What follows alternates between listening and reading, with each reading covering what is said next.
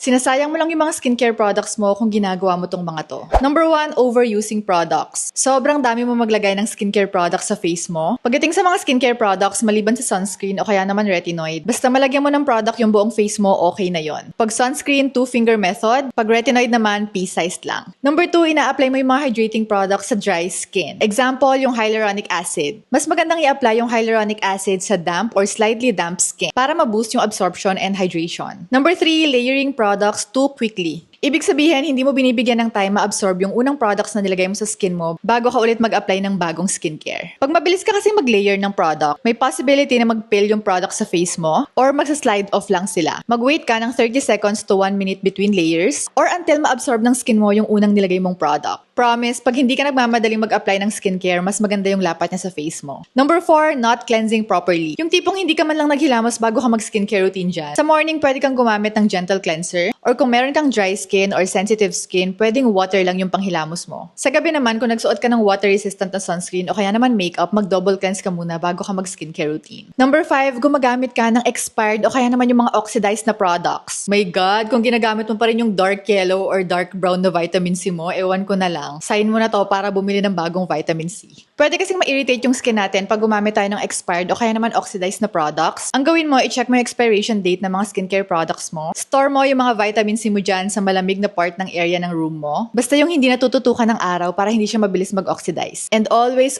isara ng mabuti yung mga skincare products na ginagamit mo after mo siyang gamitin. Number 6, wrong order of application. Example, imbes na una yung toner sa moisturizer, ang ginawa mo, inuuna mo yung moisturizer and then tsaka ka nagto-toner. Nabablock kasi ng mga thicker formula yung mga thinner formula from penetrating. I-check mo yung mga consistency ng mga skincare products na ginagamit mo and then ihilera mo sila from thin sa pinakamakapal na consistency. And last, nagsiskincare ka nang madumi yung kamay mo or madumi yung mga tools na ginagamit mo. Hugas ka muna ng kamay or linisin mo muna yung mga tools na ginagamit mo bago ka mag-skincare dyan.